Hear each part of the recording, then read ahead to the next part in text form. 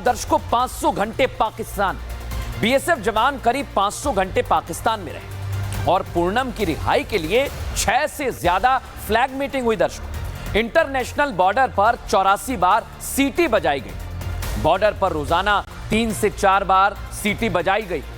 झंडा दिखाकर भी पाकिस्तानी रेंजर्स को बातचीत का सिग्नल भारत ने भेजा। आप सोचिए, बीएसएफ का मकसद था पाक रेंजर्स से बात करना।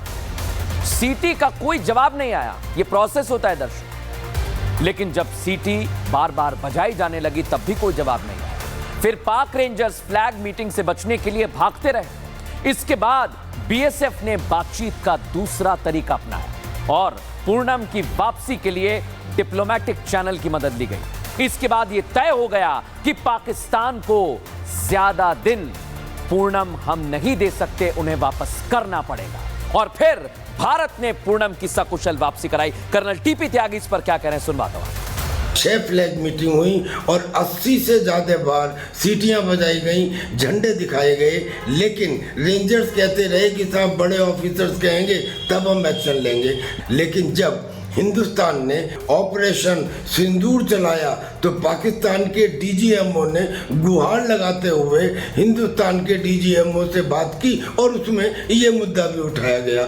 तुरंत उस जवान को छोड़ दिया गया। और दर्शकों, इस बीच मेरे पास बड़ी जानकारी है। भारत के अलग अलग राज्यों में पुलिस का एक्शन तेज हो गया है। पानीपत से सीआईए ने पाक जासूस को पकड़ा है। यह खबर हमारे पास है दर्शकों। शामली में जासूसी के आरोप में शख्स को गिरफ्तार किया गया है। यह पाकिस्तान अभी भी बाज नहीं आ रहा है। इधर पठानकोट से भी एक संदिग्ध को हिरासत में लिया है।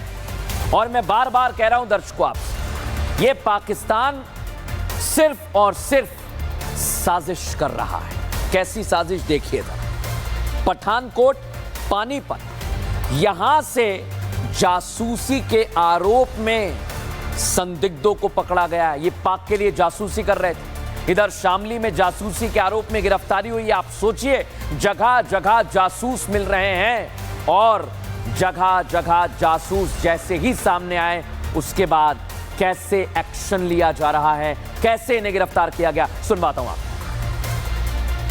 स्थायी रूप से अभी रह रहे एक नोमान इलाही नाम के व्यक्ति को गिरफ्तार किया है। आरोप यह है कि ये व्यक्ति पाकिस्तान के कुछ व्यक्ति के साथ संपर्क में था और उनको संवेदनशील सूचनाएं मुहैया करवाता था।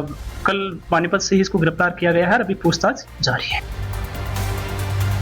दर्शकों, देखा आपने, इधर पाकिस्तान के जासूस पकड़े जा रहे हैं। उधर सिंधु जल संधि पर मेरे पास बड़ी खबर है। सिंधु जल संधि स्थगित होने से पाकिस्तान गिड़गिड़ा रहा है बार बार। सिंधु जल संधि को लेकर भारत के सामने पाकिस्तान हाथ फैला रहा है। दुनिया के सामने तो फैला ही रहा है। भारत से अपने फैसले पर कह रहा है कि आप पुनर्विचार करें। अरे, जब आतंकियों को तुम भेजते हो तब तुम्हें समझ नहीं आता। आप कह रहे हो पुनर्विचार करें। पीएम ने साफ कर दिया है कि हम खून और पानी एक साथ नहीं बहने देंगे। इस बीच आपको एक और खबर दे रहा हूं दर्शकों।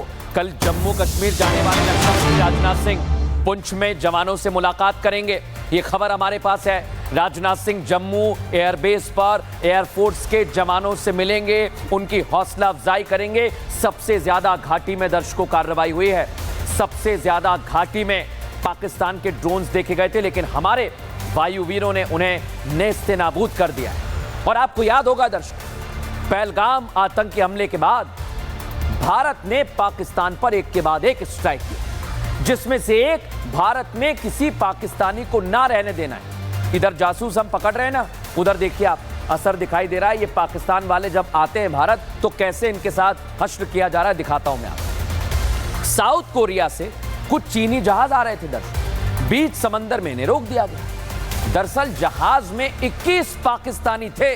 सोचिए जरा, 21 पाकिस्तानी। तेल से भरा जहाज उड़ीसा के पारादीप पर आ रहा था, लेकिन जैसे ही जहाज पर 21 पाकिस्तानी लोगों के होने की खबर मिली, जहाज को तट से 25 किलोमीटर दूर ही रोक दिया गया। बताया जा रहा है कि पारादीप पोर्ट अथॉरिटी ने तेल उतारने की अनुमति नहीं दी और पाकिस्तान के जो 21 लोग थे उनसे कहा कि अंदर ही रहना, बाहर मत आना, नहीं तो कड़ा एक्शन लिया जाएगा। क्यों इस तरह की खबरें हैं दर्शकों? क्यों इस तरह से पाकिस्तानियों को रोका जा रहा है? क्योंकि ये पाकिस्तान आतंक परस्त है। और आज इसने फिर सबूत दे दिया है। पाकिस्तान, अब हमारे पास जानकारी है, आतंकियों को मुआवजा दे रहा है।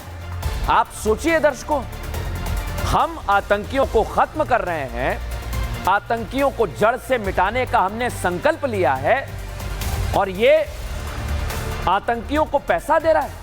इनको IMF से पैसा मिला है ना, अब ये जैश के सरगना को मुआवजा दे रहे हैं। ये मुआवजे का नाम दे रहे हैं, आतंकियों को पैसा बांट रहे हैं। भारतीय हमले जो हुए थे ना दर्शकों, बहावलपुर मुरीद के में दिख रहा है ना आपको, ये जो आतंकियों की आपको ये कब्र दिखाई दे रही है जहां पर ये पहुंचे हुए थे, और कैसे इनको पाकिस्तान झंडे में लपेटा गया है। आप समझिए जरा, ये आतंकियों को पनाह दे रहा है। लेकिन आज आपको एक और खबर दे रहा हूं दर्शकों में।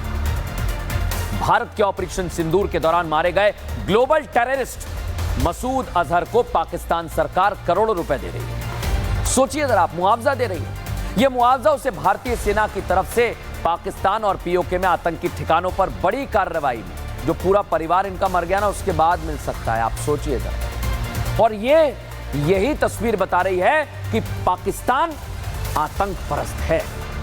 लेकिन एक बात कहना चाहता हूं, भले ही पाकिस्तान को भारत ने घुटनों पर ला दिया हो, पाकिस्तान को मिले चीनी और तुर्की हथियार और डिफेंस सिस्टम की धज्जियां उड़ा दी हो भारत, लेकिन इसके बाद भी भारतीय सेना अभी भी अलर्ट मोड पर है। ये पाकिस्तानियों का भरोसा नहीं किया जा सकता। सेनाओं को मजबूत करने की दिशा में लगातार हम कदम उठा रहे हैं दर्शक। भारत ने स्वदेशी एंटी ड्रोन सिस्टम भार्गवास्त्र का ओडिशा के गोपालपुर में सफल टेस्ट किया। आपको दिखा रहा हूं, देखिए। टेस्ट में इसने सभी उद्देश्यों को, अपने लक्ष्यों को साधा है। Solar defence and aerospace limited का ये पूरा डिजाइन है और इसे विकसित किया गया है। ये ड्रोन प्रणाली जब लगेगी तो जो तुर्की के ड्रोन है ना, स्वार्म ड्रोन, जिसे हमने नेस्तनाबूद कर दिया, उन्हें ये गिराने में सक्षम है। अब ये कितना ताकतवर है, क्योंकि जैसे ही आप इसका नाम सुनते हैं दर्शक, इसका कनेक्शन हिंदू ग्रंथों से निकलता है। लेकिन इसके पीछे की वजह क्या है, आइए मैं बताता हूं। महाभारत का है भार्गवास्त्र। भार्गवास्त्र का जिक्र महाभारत में मिलता है, और महाभारत में कई विनाशक शस्त्रों का भी जिक्र है। महाभारत में भार्गवास्त्र नाम का एक अस्त्र भी था। महर्षि भार्गव परशुराम ने भार्गवास्त्र नाम रखा था। इसी के चलते micro missile based counter drone system विकसित किया है, जो ऐसे कहीं से भी ड्रोन आएंगे उन्हें नेस्तनाबूद कर देगा।